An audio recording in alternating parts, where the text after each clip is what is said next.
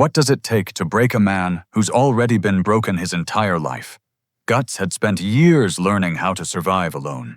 Born from death itself, raised by a mercenary who saw him as nothing more than a tool, he had carved his path through blood and steel.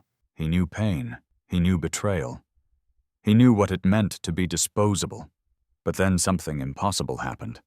He found people who saw him differently. The Band of the Hawk wasn't just another mercenary group.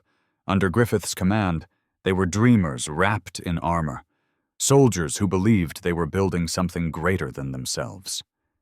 And somehow, against every instinct screaming at him to stay isolated, Guts became one of them. Casca saw strength in him, not just the brutal kind forged in combat, but the quiet resilience of someone who refused to give up. Judeau recognized a kindred spirit, someone else who'd learned to hide loneliness behind competence. Pippin's silent loyalty asked for nothing in return. Corcus's hostility at least meant Guts mattered enough to hate. Even Rickert's wide-eyed admiration carried weight. For the first time in his life, Guts wasn't just surviving. He was part of something. But there was Griffith, the White Hawk, the man whose dream burned so bright it blinded everyone around him. Griffith didn't just lead the Hawks, he owned them. Every sword swing, every drop of blood, every death served his vision of ascension. And Guts, the warrior who could face down armies without flinching, found himself unable to resist that gravitational pull. Their bond defied simple definition. It wasn't friendship, not entirely.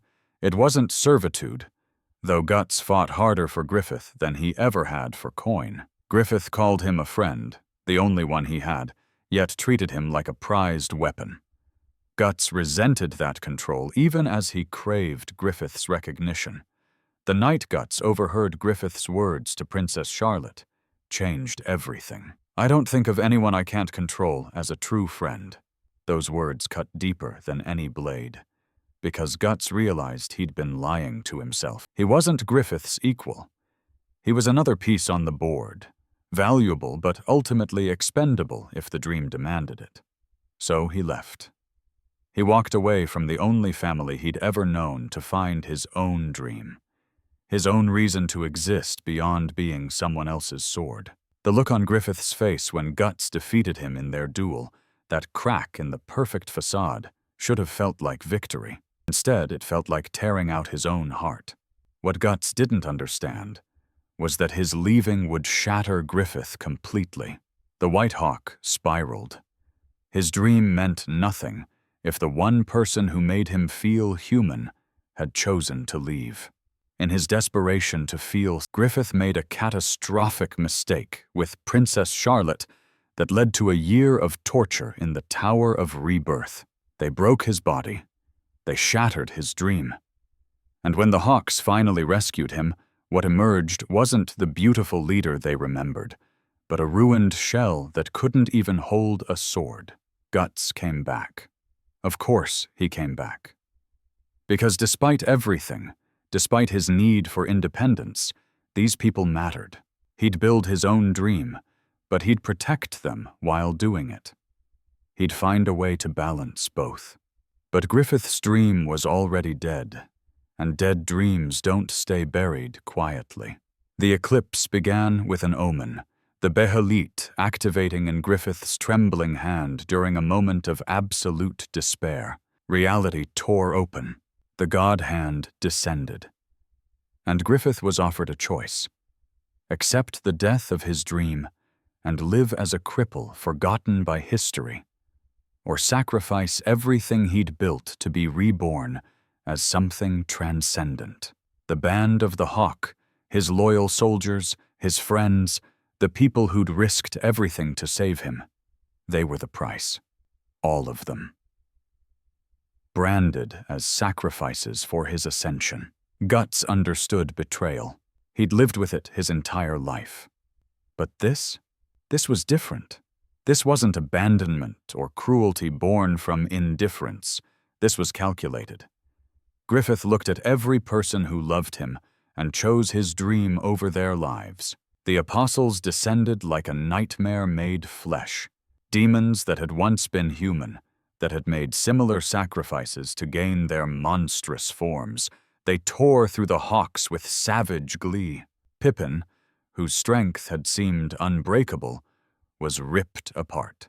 Judeau, who'd always understood guts better than anyone, died pushing Casca out of harm's way, confessing feelings he'd kept hidden until his final breath. Corcus, for all his hostility, screamed Griffith's name in betrayal as he was devoured. Guts fought. God, how he fought. With his sword, with his teeth, with pure rage, he tried to protect them. But what can one man do against an ocean of demons in a dimension where the laws of reality bend to nightmare? Casca, the woman who'd become his reason to stay, was pinned down. And Griffith, reborn as Femto, the fifth member of the God Hand, chose to violate her while forcing Guts to watch. It wasn't just physical violation. It was the complete destruction of everything they'd been. Femto wasn't satisfying base desire. He was proving a point. That human bonds meant nothing compared to his transcendence, that their suffering was simply the cost of his evolution. Guts lost his left arm trying to break free, severing it himself with a broken blade to reach Casca. His right eye was torn out by a demon's claw, but the physical wounds were nothing compared to what broke inside him. When the eclipse ended and reality snapped back, only 2 branded survivors remained among the corpses of the Band of the Hawk. Guts, bleeding and broken, his mind fracturing under the weight of what he'd witnessed, and Casca, alive but shattered, her mind retreating so far into itself that the brilliant commander who'd led men into battle was gone, replaced by someone who could barely recognize her own name. The brand of sacrifice marked them both, a curse that would draw demons and evil spirits to them every night for the rest of their lives. They would never know peace. They would never be safe. The brand ensured they'd be hunted until death finally claimed them. But here's what the God Hand didn't account for. Guts had been marked for death from the moment he was born from a corpse. His entire life had been one long fight against a universe that wanted him gone. And he'd survived every single time through sheer, bloody-minded refusal to die. They took his family. They took his arm. They took his eye. They took Casca's mind. They branded him for eternal damnation, but they didn't take his life, and that was their mistake. Because Guts didn't just survive the eclipse, he weaponized his hatred. He became the Black Swordsman, a being of pure vengeance who hunted apostles with a sword too massive for any normal human to wield. The Dragon Slayer wasn't just a weapon, it was a statement. I will kill gods if I have to. Every demon he slaughtered, every apostle he cut down, it was a message carved in blood and sent straight to the God Hand. You didn't break me. You made me worse. But vengeance is a strange thing. It keeps you moving, gives you purpose, but it can't fill the void where love used to live. Casca, reduced to a childlike state, needed constant protection. The same demons drawn by Guts's brand endangered her every night. His quest for revenge actively threatened the one person he had left. That's the true curse of the brand of sacrifice. Not just the demons, but the impossible choice: pursue vengeance and endanger those you're trying to avenge, or protect them and let their tormentors walk free. Guts chose both. He'd protect Casca, find a way to restore her mind, and when the opportunity came, he'd paint the world red with apostle blood. It was an unsustainable path, a slow march toward self-destruction. But it was his path. The Band of the Hawk had been slaughtered because Griffith chose his dream over their lives. But Guts, he refused to be a sacrifice. He refused to let their deaths be meaningless. He refused to give Griffith the satisfaction of breaking him completely. In the end, That's what separates them. Griffith sacrificed everything human about himself to achieve transcendence. Guts lost everything human except his rage and kept fighting anyway. One became a god through sacrifice. The other became a demon through refusal. And somewhere in the darkness between revenge and protection, between hatred and love, between human and monster, Guts continues his war.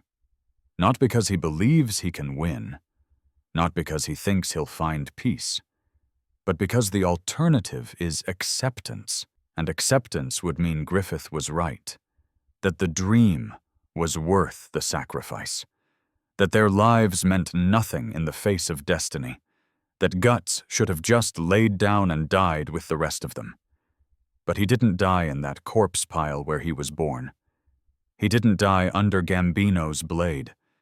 He didn't die in 1,000 battles. He didn't die at the Eclipse. And he won't die until he's driven his sword through the heart of every single being that took his family from him. The brand of sacrifice marks him for death. But Guts has been marked for death his entire life, and he's still here, still fighting, still refusing. That's not heroism. That's not hope. That's something darker and more desperate. It's the howl of a man who's already been through hell and decided to drag his demons back with him. They thought they were sacrificing him. But you can't sacrifice someone who's already decided they're worth more than anyone's dream.